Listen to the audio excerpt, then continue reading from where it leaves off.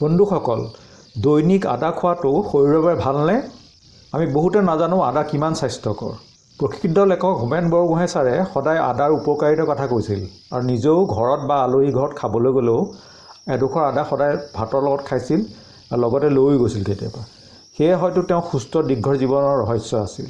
আমি সকলোৱে জানো যে ফল আৰু পাচলি আমাৰ সুস্বাস্থ্যৰ বাবে সঁচাকৈ ভাল। আৰু এটা কথা, আমি দিনে কেইবাবাৰো বিভিন্ন ধৰণৰ শাক পাচলি খাব লাগে, কাৰণ ৰং অনুযায়ী সেইবোৰ বিভিন্ন ধৰণৰ খাদ্যপ্ৰাণ থাকে। সেইদৰে কিছুমান মছলাৰ বহুত স্বাস্থ্য উপকাৰিতা আছে। উদাহৰণস্বৰূপে আদাকে ধৰক। যেতিয়া আপুনি প্ৰতিদিনে আদা খায়, আপোনাৰ শৰীৰত বহুতো উপকাৰ হয়। আদা হৈছে এক শক্তিশালী সোৱাদৰ মছলাযুক্ত খাদ্য। আদা কেৱল সুস্বাদুৱেই নহয়, লগতে ইয়াত বহুতো ভাল গুণো আছে। আদাত জিঞ্জাৰোল, চুগাউল, জিংগিবেৰিন আৰু ভিটামিন আৰু খনিজ পদাৰ্থৰ এক ভাণ্ডাৰ। সেয়ে ভাৰতৰ প্ৰাচীন আয়ুৰ্বেদ চিকিৎসা পদ্ধতিত আদাৰ এক দীঘলীয়া ঔষধি ইতিহাস থকাটো আচৰিত নহয়। অকল ভাৰততে নহয়, বিশ্বৰ বিভিন্ন ঠাইত ৰোগ নিৰাময়ৰ বাবে আদা ব্যৱহাৰ কৰা হৈ আহিছে। ইয়াৰ উপৰিও নিয়মীয়াকৈ আদা খোৱাটো আপোনাৰ শৰীৰৰ স্বাস্থ্য ধৰি ৰখাত সহায় কৰে।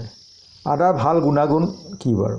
আদাত এক জৈৱিক সক্ৰিয় পদাৰ্থ জিঞ্জাৰেল থাকে, যি উকালি ভাৱ অহা, বমি হোৱাৰ দৰে লক্ষণবোৰ হ্ৰাস কৰাত সহায় কৰে। জিঞ্জাৰেল গাঁঠি ফুলাত হ্ৰাস কৰাতো সহায় কৰে। আদাত চুগাউল থাকে, যি হৈছে বিষনাশক প্ৰভাৱ থকা এক পদাৰ্থ, যি কৰ্কট ৰোগ আৰু হৃদৰোগৰ বিৰুদ্ধেও সহায় কৰে। আদাত থকা জিংগিবেৰিন হজমৰ বাবে বিশেষভাৱে ভাল। কিন্তু কেৱল এয়াই নহয়, আদাৰ ডায়েবেটিছ প্ৰতিৰোধী প্ৰভাৱো আছে আৰু ই মস্তিষ্কৰ কাৰ্যক্ষমতা আৰু ৰোগ প্ৰতিৰোধ প্ৰণালী উন্নত কৰে। আমি প্ৰতিদিনে আদাৰ ডাঙৰ টুকুৰা এটা খাব নালাগে। বুঢ়া আঙুলিটো জোখৰ সৰু টুকুৰাকৈ কাটি লওক আৰু ইয়াক আপুনি স্মুদি, চাহ বা অন্য ব্যঞ্জনৰ সৈতে মিহলি কৰক।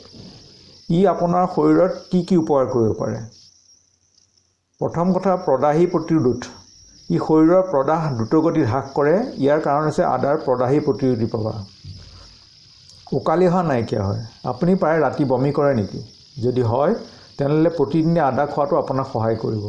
দৈনিক আদা খোৱাৰ দ্বাৰা উকালি আৰু সোনকালে অহাটো হ্ৰাস হ'ব। বিভিন্ন গৰ্ভৱতী মহিলা আৰু কেমোথেৰাপি কৰা লোকসকলে ইয়াৰ পৰা লাভান্বিত হ'ব পাৰে। পেশীৰ বিষ হ্ৰাস।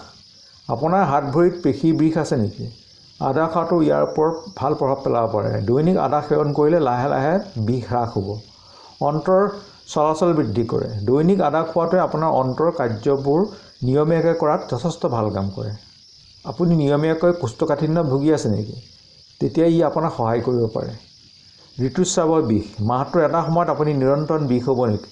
হয় নেকি? তেতিয়া দৈনিক আদা খোৱাটো আপোনাক সহায় কৰিব পাৰে। ই বিষৰ ঔষধ গ্ৰহণ কৰাৰ দৰে ই তীব্ৰ পেটৰ বিষ উপশমনত সহায় কৰিব পাৰে। কোলেষ্ট্ৰল হ্ৰাস কৰে। প্ৰতিদিনে আদা খোৱাটো শৰীৰৰ বেয়া কোলেষ্ট্ৰল হ্ৰাস কৰাত সহায় কৰিব পাৰে। আদা পদাৰ্থৰ দ্বাৰা তেজত ট্ৰাইগ্লিচাৰাইড পৰিমাণ হ্ৰাস হয়।